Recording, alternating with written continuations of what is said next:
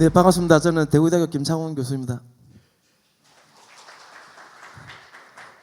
예, 바쁘신 중에 또 이렇게 많이 참석해 주신 분들께 감사의 말씀을 드리고, 또 이렇게 좋은 자리를 마련해 주신 우리 컴퓨터 월드 김용수 대표님과 관계자분들께 진심의 감사의 말씀을 드리면서 지금부터 제 이야기를 좀 해 나갈까 합니다. 근데 이렇게 많은 분이 오실 줄은 모르고 대구에서 어저께 가벼운 마음으로 왔는데 마음이 많이 무거워집니다. 우선 N2SF라는 용어는 올해 1월 23일자 국정원에서 발표가 나면서 지어진 용어이고요. 우선 사이버 보안 패러다임의 변화라고 이렇게 제목은 잡았지만 이런 것보다는 보안의 추세를 좀 저희들이 파악을 하고 국가 보안 체계를 어떻게 잡아가는 게 올바른 방향이냐를 두고 3년째 이렇게 이런 체계만 잡아 나가는 게 지금 3년째 하고 있습니다. 근데 이것보다도 오늘 제가 한 30분 정도 발표하기 이전에 우리나라도 좀 어떠한 이런 중간중간에 변화가 있었는지를 조금 말씀을 드리고요. 그러면 사이버 보안은 미국이 제일 잘하고 있죠. 최근에는 보안을 가지고 관련 연구를 할 때 우리가 다른 연구는 미국, 유럽, 중국, 일본 분석하지만 최근에 저희 팀은 다른 국가는 분석을 일치하지 않습니다. 미국만큼 잘 되어 있는 나라가 없습니다. 양도 어마어마하고요.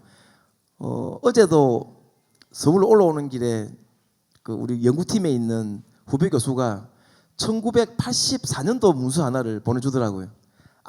우리 워드 문서가 아니라 타자 문서입니다. DOD 문서인데 거기에 용어를 또 보면서, 물론 우리 전공이 고전적으로 보면 역사를 보면은 아직도 우리가 1970년도에 만들어진 컴퓨터 아키텍처나 OS와 관련된 이론은 아직까지 유효한 부분이 있죠.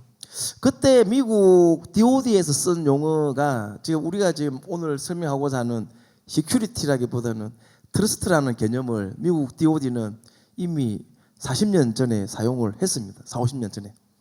왜 이런 말씀을 드리냐면, 저희들은 3년 전에 N2SF의 전신인 MLS를 만들어 나가는 과정에서도 통제 항목 중심으로 설계를 해 나갔던 게 사실입니다. 통제 항목. 이 말은 미국의 800-53, GT 등등 우리가 무슨 기능을 만들어서 어떤 공격을 막을 것이냐, 여기에 중점을 두고 2년간을 해봤습니다. 그러다 보니까 최근에 일련의 사건들을 두고 이렇게 설계하는 방향이 맞느냐라는 저희 내부적인 질문을 가지고 풀어나가려고 하는 게 있습니다. 대표적으로 저도 좀 뒤에 보여드리겠지만 SKT 해킹 사건, 그 다음에 어제도 언론에 보도가 되었죠.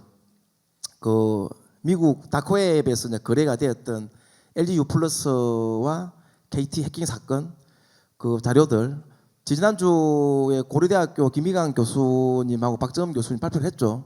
그래서 저도 그 이전에 주말까지 반납하고 덤프를 떠서 분석을 했습니다.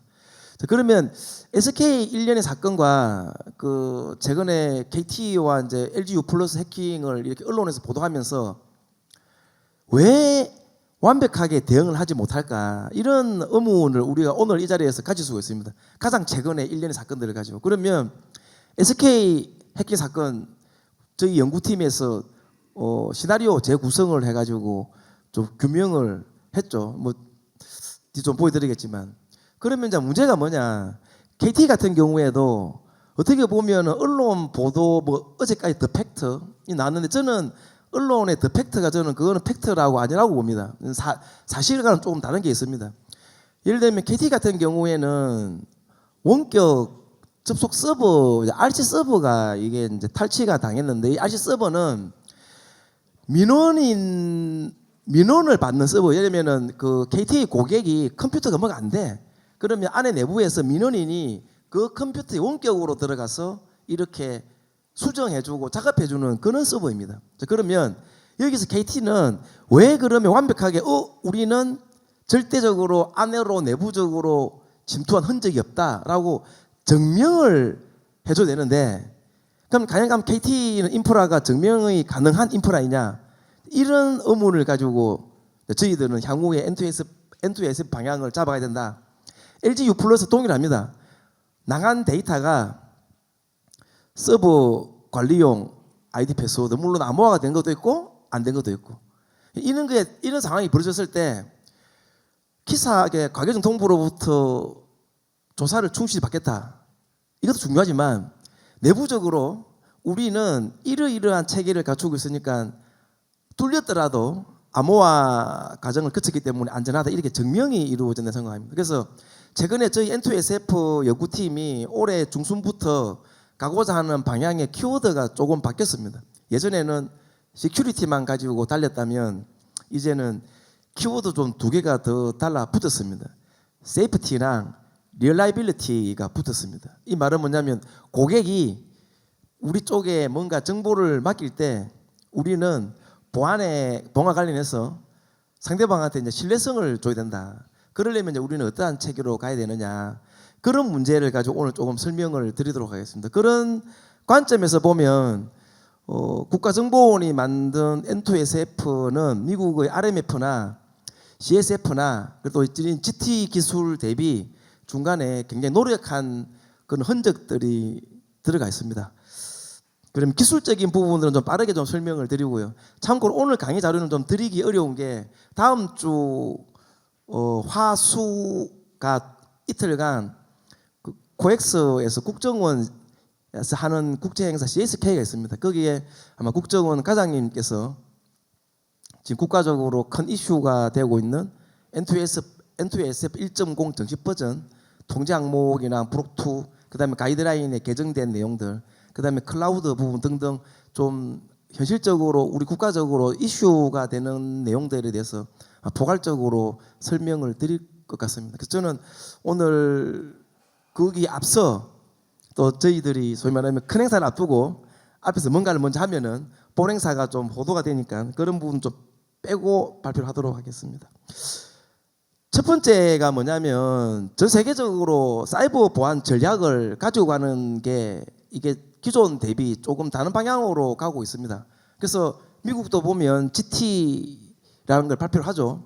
그런데 GT는 기존에 있는 다양한 통제 항목 중에 가장 핵심이 되는 7개 축을 중심으로 고도화를 하라. 그러면 이제 우리나라는 그럼 이런 방어 체계를 위해서 이제 우리나라는 어떠한 관리 체계를 가지고 있느냐? 잠시 한번 살펴보겠습니다. 결국에는 전 세계적으로 보면은 저희들도 피할 수 없는 게 우리 기관 전산망 하나만 가지고 있는 게 아니다. 옛날에는 자산이라 그러면 전부 다 자산이 우리 내부에 있었습니다. 내부에. 근데 지금은 자산이 외부에 되어 있고 외부를 넘어서서 다른 집에 임대도 살고 이게 굉장히 자산들이 다양해지고 그 다양한 자산들이 서로 엮여 있는 환경으로 바뀌었습니다.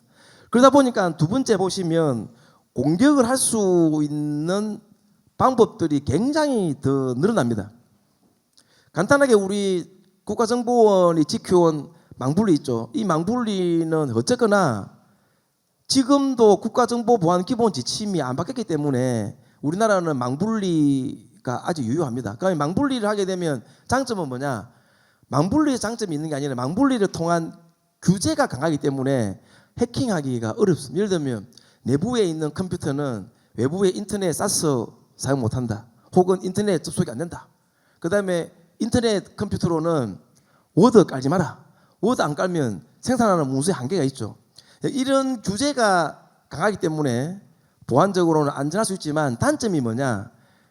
우리나라 보안 산업이 발전하기가 어렵습니다. 왜냐하면 규제가 강하면 강할수록 해킹의 입장에서는 해킹할 수 있는 수단이 엄청 줄어들고요. 해킹할 수 있는 수단이 줄어든다는 말은 보안 제품의 수가 그대로 줄어든다는 의미입니다. 그러니까 보안 시장이 좀 커질 수 없는 환경이었다. 그리고 업무는 불편했다. 그런 거를 조금 바꾸기 위해서 업무 편의성은 추가하되 보안성은 더 강화하자. 그래서 데이터나 자산이나 환경이나 위치를 CSO 등급으로 나누고 서로 다른 보안 등급끼리 통신을 할 때 그때 보안성을 더욱더 강화하자. 이렇게 가고 있는 게 국정원의 N2SF 방향입니다. 자, 그러면 지금 제가 좀 말씀드리는 내용은 이게 뭐 어디에 있는 내용이 아니라 제가 최근에 그 미국의 RSA나 블랙캣이나 데프콘 그쪽에 있었던 내용들을 쭉 취합을 해보다 보니까 기술적으로는 이렇게 5개, 그 다음에 관리적으로는 이렇게 2개 정도로 요약이 되더라고요. 그래 좀 빠르게 좀 설명을 드리자면 보안 아키텍처가 기존에 우리가 이제 기술 베이스로 보안을 해 나갔다면, 혹은 보안 장비 기반, 우리나라로 치면은 지금 뭐 금융이든 공공이든 민간이든 딱 그냥 장비 순서가 거의 정해져 있습니다. 제일 처음에 딱 들어오면 뭐 제 밖에 있는 게 이제 디도스 장비나 IDS, IPS 방화벽. 그런데 IDS, IPS를 하기 위해서는 제일 전날에 있는 게 가시화 장비. 안에 들어오게 되면 또 뭐 웹서버로 가게 되면은 웹 방화벽. 뭐 안으로 들어오게 되면 원격 근무하게 되면은 VPN, 그 다음에 가상화 장치. 이게 장비 단위별로 이렇게 쭉 일렬로 쭉 세워져 있는 환경이에요. 근데 미국은 보시면 오바마 정부 때부터 바이든 행정명령이 이루어지게 되면 보면 프레임워크로 이미 출발했습니다. 프레임워크로. 뒤에 설명을 드리겠지만 주정부, 연방정부는 RMF, 그 다음에 민간 공공은 CSF. 그런 다음에 이 RMF와 CSF의 세부 기술을 바치는 통제 항목이 800-53. 그게 20개의 대분류, 1007개의 소분류 항목이 있습니다. 거기에서도 핵심이 되는 주된 내용만 뽑아낸 게 GT입니다. GT 기술. 7개의 축으로. 그렇게 잡혔는데 이제 그동안에 우리나라는 아무래도 공공은 국정원의 망분리 환경에 따른 업무 단위의 가이드라인이 한 30종이 있었죠. 망분리를 중심에 두고 뭐 클라우드 보안, 뭐 사스, 뭐 AI 보안, 그다음에 원격 근무 보안 등등 있었습니다. 이거를 싹 정리를 하고 프레임워크로 가야 된다. 그 프레임워크 기반의 새로운 업무가 나오면 이 프레임워크 기반의 새로운 업무에 대한 보안을 이제 설계하자.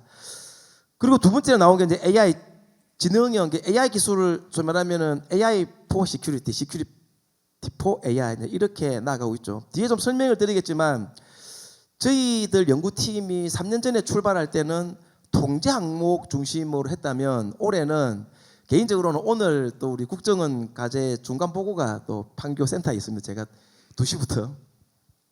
그러면 저희 연구팀도 이제 두 번째와 좀 연계가 되는데 이거를 방어자의 입장에서만 이제 보지 말고 이제 공격자의 입장과 방어자의 입장을 동시에 고려해서 통제 항목이 설계된 이후에 검증을 하자. 그러면 잘 아시겠지만 우리 보안하시는 분들은 마이트어택 다 아십니다. 이 마이트어택 공격이 있고요. 최근에 보면은 디펜더가 있습니다. 그러면 마이트어택은 어떻게 공격을 할 것이냐, 디펜더는 어떻게 막을 것이냐. 그러면 디펜더는 요 통제 항목으로 어떠한 공격들을 막을 수 있냐, 그런 관점입니다. 그러면 이게 보안의 설계가 제대로 이루어지려면 마이트어택, 카팩, 그다음에 그 CWE, CV, 그다음에 이런 다양한 공격 기법들을 막을 수 있는 통제 항목이 탁 나오면, 그다음에 이게 1대1로 매핑이 되면 제일 좋은 모델링이죠. 그런데 해보면 그게 그렇게 안 됩니다. 이게 엔드엔드 관계예요. 하나의 공격을 막기 위해서는 여러 개의 통제 항목이 필요할 수도 있고요. 하나의 통제 항목이 여러 개의 공격을 막을 수도 있고. 이러니까 특정한 업무를 두고 이제 설계를 한번 해보자라는 게 이제 저희들 중심입니다. 그리고 무엇보다도 결국 보안의 가장 중심은 데이터 중심 보안이죠. 데이터 중심. 결국 지키고자 하는 거는 데이터이니까. 그래서 저희 뭐 국정원 가이드라인에도 보시면 데이터의 중요도에 따라서 CSO로 이제 됩니다. 그 다음에 네 번째가 네트워크 인프라 보안. 제가 네트워크 인프라 보안에서 뭐 빅 화두가 되는 게 마이크로, 매크로, 세그멘테이션. 이게 용어가 미국도 굉장히 헷갈립니다. 세그리게이션, 세퍼레이션, 세그멘테이션. 그 다음에 하나 더 나오지만 아이솔레이션. 개념이 다르지만 어쨌거나 뒤에 가면서 조금 설명을 좀 드리도록 하겠습니다. 어쨌거나 이번에 SKT 사건을 보면서도 우리나라는 이 네트워크에 있어서 분리의 개념이 체계적으로 되어 있지 않았다. 분리에 대한 개념이 체계적으로 되어 있지 않으니까 사고가 났을 때 어느 분리 영역을 실시간으로 빠르게 격리할 것이냐, 이런 체계가 또 없었던 겁니다. 이런 체계를 만들기 위해서 국정원은 국정원과 우리 연구회는 어떠한 방향으로 가지고 가 있는지를 좀 설명을 드리고 마지막에 제일 중요하죠. 회복력. 뭐 누구나.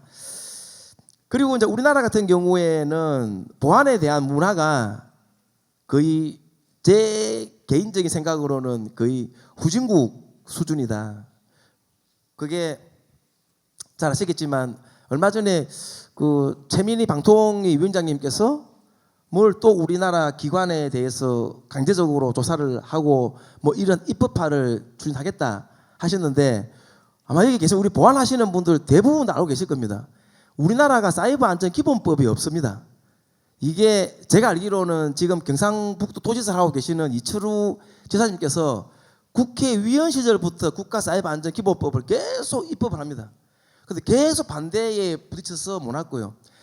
지난 정권에서도 유로준 얼마 전에 퇴임하신 국정원 3차장님께서 안보 비서관에 계실 때도 여러 차례 공청회를 거쳐가지고 국가사이버안전기본법을 만들었죠. 결국에는 통과가 안 되었습니다. 그런 일련의 이제 상황을 보면서 이제 저희 보안하는 입장에서는 우리나라는 뭔가 보안이 잘못되기 전부터 뭔가가 국가나 법제화가 없으니까 강제할 방법이 없습니다. 맨날 저는 개인적으로 우리나라에서 좀 가장 마음이 아픈 기관 중에 하나가 저는 기사라고 생각해요. 맨날 사고가 나면 책임을 전가하면서 권한이 없습니다. 그래서 볼 권한도 없고 예전에 우리가 이런 사건이 있었거든요. 잘 아시겠지만 우리나라에 뭐 무슨 뭐 있죠 장비들 예전에 우리 회의를 하다가 이 장비들이 악성 코드가 들어가가지고 잘못되면 우리나라의 통신의 건강을 흔들 수 있다. 그렇게 해서 그쪽 분들께 제품을 개발하실 때부터 보안을 좀 신경 쓰면 안 되겠느냐 하니까 의자를 팍 차고 나가시더라고요. 우리 민간이 왜 그런 걸 고민하느냐.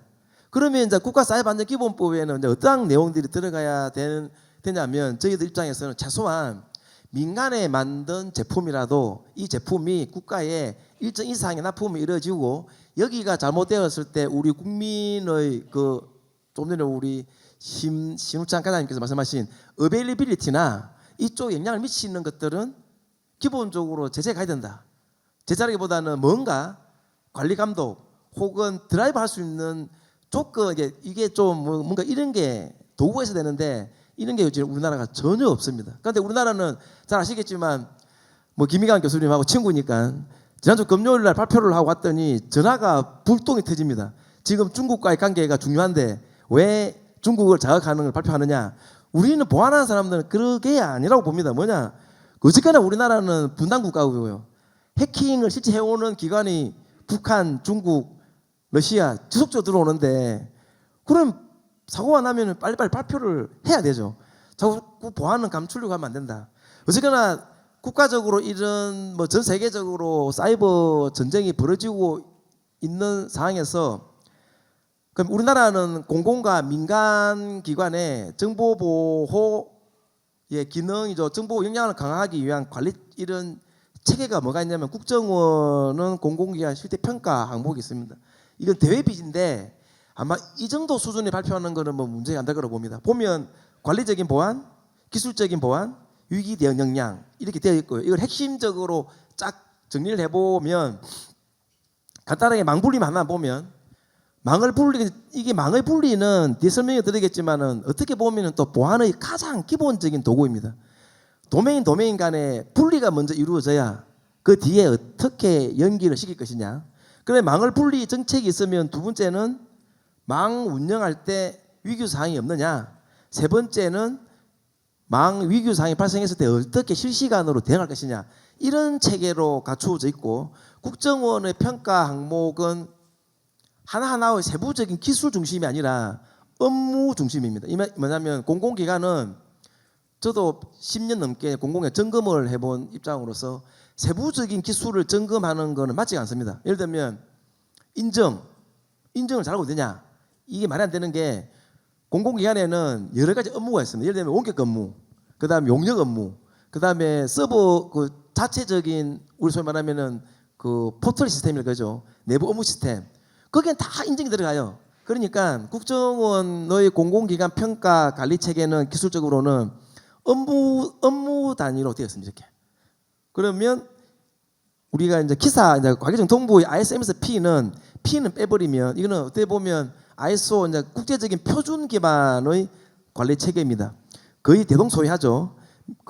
제일 처음에 관리적으로 위험을 관리하고 두 번째 기술적으로는 뭐 중심에 보면 핵심을 보시게 되면 인정, 접근 통제 등등이 있습니다. 이게 참 재밌는 게 3년 전에 과기정통부 정보 역량 강화 연구 과제를 제가 했었거든요. 재밌는 게 이 국정원 평가 체계랑 과기부 ISMS랑 저 아랫단에 세부 기술로 들어가서 매핑을 해보면 거의 95%가 일치합니다.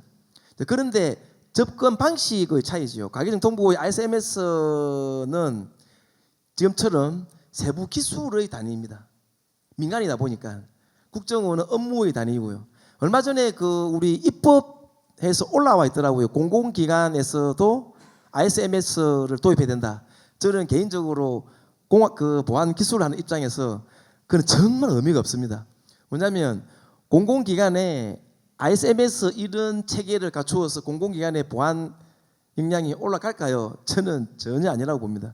왜냐하면 역으로 따지면 그러면 SKT가 ISMS를 안 했느냐? 다 하고 있어요. 그런데 완전히 뚫렸습니다. 그러니까 결국에는 어떻게 보면 기술적으로는 오히려 ISMS 이 전체 체계가 문제가 있다라고 드라이버를 걸어야 됩니다. 그래서 국정원, 저는 ISMS 쪽은 아니니까 국정원의 보안평가 체계 기술 항목을 바꾸고 있습니다. 어떻게 바꾸고 있는지는 좀 뒤에 좀 더 설명을 드리겠습니다. 뭐냐면 국정원의 정보보안 시대 평가 체계, 그 다음에 ISMS P 체계가 있다고 해서 뚫리는 게 아니고요.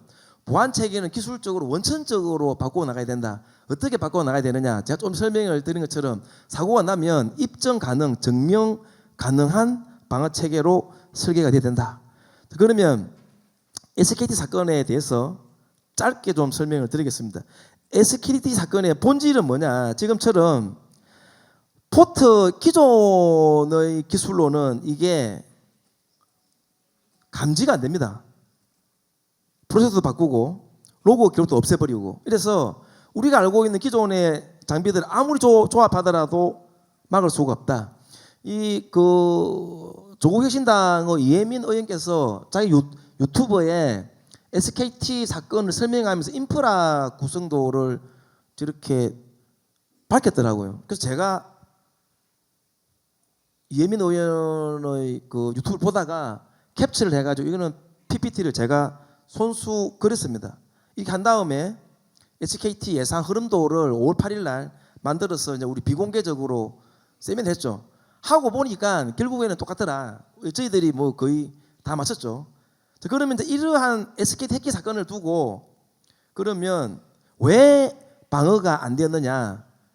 방화벽이 있습니다. 그런데 지금 우리가 가지고 있는 뭐 전 세계 대부분의 방화벽은 스테이트볼 방화벽이라도 들어오는 리퀘스트와 리스판스를 거의 입구에서만 측정합니다. 그럼 이번에 SKT 사건 같은 경우는 왜 방어가 안 되느냐? 안에 들어오면 입구에서 볼 때는 들어온 놈과 나간 놈이 똑같은 리퀘스트와 리스판스입니다. 그런데 안에서 보면은 리퀘스트를 안 했는데 리스판스가 나간 거거든요. 그런데 그 이유가 저 아랫단에 L2, L3 단에서 해킹이 이루어지니까 감지가 안 되는 겁니다. 그러면 간단하게 우리가 개념적으로 이걸 어떻게 막을래? 그러면 사실은 심층 방어 체계가 아니더라도 분석을 달려야 됩니다. 뭐냐면 도메인을 분리를 하고 외부, 내부 분리하고 각각의 단계죠. 안에 들어오게 되면 연결장치, 그 안에 오는 뭐 스위치, 뭐 서버 넘어갈 때 각 단계에서 이 단계에서도 우리가 기술적으로는 OSI 7레이 관점에서 L2, L3, L7까지 멀티티어, 멀티레이에서 상관관계를 부숴야 돼요. 리퀘스트와 리스판스. 그러니까 이런 겁니다. 네가 여기 들어와가지고 이 서버한테 리퀘스트를 날리느냐? 그럼 이 서버에서 나온 게 리스판스가 나오면 이 애는 요 서버 앞단에가 날린 거거든요. 이걸 쭉 분석해 보면 끝에서 볼 때는 SK 데이터는 가만 보면 제1 바깥에 사용자 요청을 안 했는데 안에서 나오는 게 판단이 돼요. 이러한 체계로 심층 상관관계 분석 체계를 갖추어야만이 이번 SKT 사건은 이게 해결이 됩니다. 이 말은 뭐냐면 이제 결국에는 좀 더 포멀하게 간다면 심층 방어 체계를 갖춰야 된다. 그런 개념으로 우리가 갖출 수가 있고요. 간단하게 이거는 대회비지만 뭐 대회비로 되어 있는데 이 정도는 뭐 원외 분들하고도 합의가 되었습니다. 국정원이 크게 기술적 평가하는 게 망분리, 정보 시스템, 네트워크 장비, 정보 시스템 보안 장비 이게 기술 평가 항목들이에요. 그런데 오늘 아마 공공기관 보안 담당하시는 분들도 꽤 와 계시니까 그 국정원에 한 50페이지 되는 기술 항목들이 있습니다. 뭐냐면은 하지 마라, 해라. 이게 한 50개 되거든요. 이거를 대한민국의 거의 많은 공공기관들이 해마다 이런 기술, 보안 기술을 적용하려고 보안 장비를 어마어마하게 넣습니다. 그럼에도 불구하고 우리가 점검을 가면 항상 유교 사항이 나와요. 근데 왜 나올까? 왜 나올까? 이거를 최근에 이제 우리 연구팀들도 계속 고민합니다.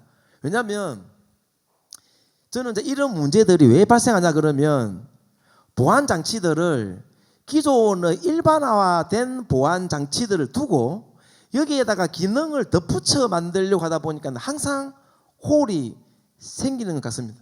명확한 상위 레벨에 있어서 규정 없이. 그러면 이거를 싹 한번 뜯어 고쳐 보면 어쨌거나 그 공공은 민간도 그렇지만 주요 시스템은 아예 보안 장비를 일반화된 장비를 말고 처음부터 우리가 설계하면 어떻게 했느냐, 아니면 기존은 보안 장비가 있지만 오버레이하는 그 API부터 우리가 처음부터 설계하자, 이런 개념을 가지고 이 부분에 이제 대입이라 좀 빨리 넘어가겠습니다. 이거를 제가 몇 년 전에 이제 오늘 여기 와 계시네. 프라이빗 테크놀로지는 SGA랑 함께 HF에서 검증한 내용이 있어요.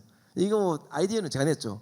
뭐냐면 국정원의 기술 평가 항목 규제를 한다, 하지 마라를 섞지 말고 딱 핵심 내용 3개를 두고 하자라고 한번 싹 항목을 바꾸어 본 적이 있습니다. 좀 바꾸어 가면서 이게 이제 국정원의 평가 항목 중에 원격 근무 보안이 있죠.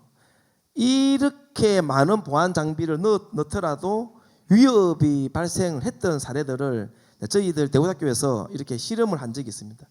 자, 그러면 한번 이렇게 모아보고, 이건 대입이라서 좀 사진 찍지 마시고 쭉 넘어갔을 때 어떤 그림이 나오냐면 이런 그림이 나옵니다. 자, 그러면 예전에 국정원의 공공평가에서 빨간색이 뭐냐면 빨간색으로 통신이 이루어지면 이게 전부 다 위규사항입니다.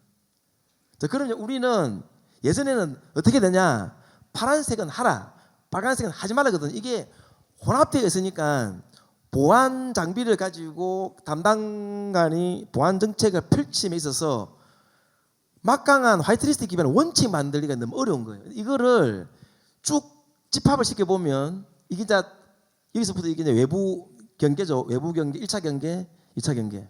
그러면 공공기관, 이거는 금융이든 민간이든 대도소유합니다. 이거를 업무 시스템별로 기능별과 엣지로 딱 분석해보면 파란색으로만 가면 된다 이겁니다. 파란색으로만.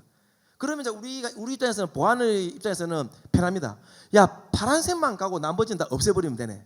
왜 이제 이런 생각을 했냐. 한 가지만 예를 들면 국정원 점검 업무를 오래 하다 보니까 대부분 기관에서 업무를 하다 보면 방화벽으로 논리적인 도메인을 구성합니다. 방화벽. 개인적으로 우리나라에서 방화벽이 제일 많은 기관 하면은 꼽으라면은 김천에 가면은 한국전력기술. 옛날에는 데이터의 등급이 17단계예요. 이 원전 관련 기술 17단계 데이터를 A, B 부서 여러 개 부서가 막 공유하다 보니까 방화벽이 어마어마하게 많습니다. 그럼 방화벽의 단점은 뭐냐? 한 방화벽을 가지고 룰 세팅은 누가 합니까? 따로따로 하죠. 그러면 어떤 상황이 벌어지느냐? 비서실에서 특정 네트워크 장비의 어드민 페이지가 보이면 안 됩니다. 그럼 처음에 도입할 때는 안 되게끔 하죠. IP 설정. 근데 이게 담당자 바뀌고 장비 바뀌고 용역시 바뀌면 뒤에 흐트러져요. 그러니까 뚫리는 거거든요. 그런데 이렇게처럼 이렇게 정책을 펼치면 이제는 이런 걸 원천적으로 막을 수 있다. 그럼 한 가지 예를 들어 볼게요. 기존에 했던 보안 우리가 방어 메커니즘은 한다 하지 마라 막 섞여 있어요. 그런데 국정원에서 점검을 갖다가 니네 이거 위규사항이 나왔다. 외부 IP가 발견이 되었다. 이럴 때 그러니까 보안 담당자의 대응이 기존의 그런 방식이라면 아닙니다. 우리 기관은 외부 IP가 들어올 수 없는 구조입니다라고 할 때 그러면 국정원 우리 평가 입장에서 너 증명해봐. 이러면 증명이 안 됩니다. 그런데 지금 이렇게 만들어 놓으면 증명이 됩니다. 증명이. 아닙니다. 우리는 나갈 수가 없다. 그러면 어떤 상황이 벌어지느냐. 망분리만 치더라도 망분리의 어떤 상황이냐면 망을 분리해 놓으면 안내 패치 서버는 기본적으로 자기 패치를 하려고 안내부의 패치 서버에 뭡니까? 리퀘스트를 보냅니다. 그런데 이에는 망 연계 체계에 나갔다가 뭡니까? RST로 무마되어요. 그런데 내부 로그에는 외부인 장치가 외부로 요청한 흔적이 있거든요. 그럼 우리 평가위원이 가지고 점검해, 야, 니네 망 접점 있었네. 이랬을 때 이 사건을 두고 확고한 기술력으로 이렇게 증명할 방법이 없는 기관은 그렇습니까? 봐주면 안 돼요? 죄송합니다. 그러지만 망분리 유교로 점수 감점입니다. 그런데 이런 체계를 해놨으면 아닙니다. 다시 볼게요. 왜냐 우리는 이런 체계이기 때문에 절대 밖에 나갈 수가 없어요. 그러면 내부적으로도 점검이 가능합니다. 근데 도대체 왜 이게 있었을까? 그러면 안랩 서버는 그냥 전부 다 저거 서버로 보내는구나. 그런데 우리는 망 연계 장치에서 파란색으로만 가기 때문에 이거 갈 수 없다. 증명이 돼요. 그래서 보안을 이런 식으로 전체 다가 아니지만 조금씩 풀어 나가보자는 게 이제 저희 N2SF 연구 그룹의 정책입니다. 그래서 예전에 이걸 가지고 3년 전에 HF에서 GT 기술을 가지고 실증을 해본 경험이 있습니다. 이때 그 프라이빗 테크놀로지와 함께 GT 항목과 여기에 있는 18개 시나리오를 검증을 하고 이거는 국정원의 보안성 검토를 받은 다음에 함께 실험을 한 거였습니다. 그런데 이게 왜 세상 밖으로 못 나왔느냐? 이게 2023년 겨울에 만든 건데 이걸 만드는 시점에 용산에서 망분리 규정을 완화한 새로운 보안 체계를 만들어라. 그렇게 해서 세상 밖으로 못 나왔습니다. 전 세계적으로 보면은 결국에는 보안은 패러다임이 이제는 프레임워크로 전환이 되었죠. 미국의 공공 RMF, 그 다음에 민간 공공 전부 다 하는 CSF, 그 다음에 GT 기술. 저희 연구팀이 어마어마하게 분석을 했습니다. 한 가지만 좀 제 시간이 다 돼가지고 3분만 좀 더 쓰도록 할게요. 똑같은 미국의 GT를 두고 시사는 이렇게 집 그림을 그렸고 미 국방부 DOD는 벌집 그림을 그렸습니다. 이걸 두고 저희 N2SF 연구팀에서 제가 우리 젊은 교수님들하고 세미나 하면서 왜 미국 DOD는 벌집 그림을 그렸을까? 똑같은 7개 기술축인데 물론 6개, 7개 좀 다르지만 그때 무슨 생각이냐면 미 DOD는 국방부는 데이터가 제일 중요하니까 데이터를 중심에 두고 그림을 그린 것 같다. 그러니까 우리는 뭘 중심에 두고 그림을 그려야 되겠느냐. 그래도 국가정보원하고 일하면 국가대표인데 미국 거 그대 보고 뺏기면 이 얼마 쪽팔리느냐. 뭔가 새로운 걸 만들자라고 계속 고민했었어요. 그러다가 이 그림이 뭐냐면은 재작년 겨울하고 작년 초에 미국 5.3 항목에 보면 제일 기술적으로 제일 큰 2개의 대분류가 AC 액세스 컨트롤과 SC 버전입니다. 이 2개를 제가 파이썬으로 노드와 엣지로 상하관계 분석을 해봤어요. 해보니까 역시나 거기에도 분리가 제일 우선하더라고요. 분리. 그런 다음에 연계체계. 그래서 이때부터 우리 이제 여러 사람들이 공통적으로 고민이 빠집니다. 보안에 있어서 가장 우리 방어체계에 있어서 가장 기본이 돼야 되는 게 뭘까? 그때 우리가 다 같이 100% 동의한 게 보안의 제일 첫 단추는 분리다. 분리한 다음에 붙이자. 그런데 분리를 했는데 분리한 도메인이 등급이 다르면 등급에 따라서 살살 붙일지 세게 붙일지 혹은 분리를 할 때 우리가 보안이 중요하면 물리적인 분리 아예 폐쇄망 그 다음에 물리적인 분리를 하고도 연계 혹은 논리적인 분리 이런 한 개념으로 나가자. 그래서 미국의 프레임워크랑 우리나라 국정원의 프레임워크 중에 차이점이 딱 하나가 있습니다. 통제 항목에 보시면 분리 및 격리라는 통제 항목이 딱 하나가 들어가 있어요. 그런데 이게 중간에 들어가다 보니까 전체적인 흐름이 미국 체계랑 우리나라 체계가 좀 다릅니다. 그래서 미국 체계를 가지고 물론 국정원의 가이드라인은 5단계인데 5단계에 있어서 기술적인 3, 4번에 대해서 기술적으로 다음과 같이 9단계로 구성이 가능합니다. 그래서 디지털 플랫폼 정부 보안 체계를 그림을 그릴 때 기술적으로 이 9단계를 가지고 그림을 그렸습니다. 그래서 프레임워크를 보면 좀 다릅니다. 미국이랑. 여기 핵심은 뭐냐면 제일 앞에 보면 보안의 준비 단계, 보안의 이행 단계에 있어서 핵심은 보안 등급, 위험 평가에 따른 분류가 제일 1순위. 그 다음이 연계 체계, 그 다음이 탐지 대응 복구 이런 순서로 되어가 있고 이러한 절차를 따라서 열심히 진도를 나가고 있습니다. 이러한 개념을 가지고 심층 방어 체계까지. 제일 마지막에 하나를 보여드리겠습니다. 저희 국정원에서 이제 N2SF 팀이 하고자 하는 게 뭐냐면 보안을 준비하는 단계 좋습니다. 보안을 수행하는 단계 좋아요. 핵심은 뭐냐? 잘못된 게 발견이 되었을 때 실시간 격리 기반의 대응 체계가 제일 중요합니다. 그럼 이 실시간 격리 기반의 대응 체계가 만들어지려면 보안의 준비 단계에서부터 도메인의 개념을 가지고 제일 처음은 분리를 먼저 시켜야 합니다. 보안을 준비할 때 자산을 식별하고 보안 등급에 따라서 평가를 해서 분리할 때부터 도메인 단위로 분리를 해놔야 사고가 터졌을 때 이 도메인을 실시간으로 격리하게 되지 않습니까? 이러한 체계를 국정원 N2SF는 가지고 가자. 이거는 사실 미국보다도 조금 저희들 이 부분은 앞서간 건 확실하고요. 작년에 미국 NSA 굉장히 고자세요. 뭐 자기 일단 우리나라 말도 안 섞으려고 그래요. 그런데 그림 두 개를 보여줬을 때 한국이 이런 걸 고민해요? 그때부터 대화를 열더라고요. 그래서 아마 올해 다음 주도 미국 NSA 뭐 분들이랑 또 비밀 장소에서 좀 더 토론할 수 있지 않을까. 어쨌거나 국정원의 N2SF 방향은 지금처럼 증명 가능하고 그 다음에 사고가 났을 때 실시간으로 격리 기반의 대응 체계가 가능한 보안 구조로 만들어가고 있다라는 걸 말씀을 드리면서 제 이야기는 이것으로 마치도록 하겠습니다. 감사합니다.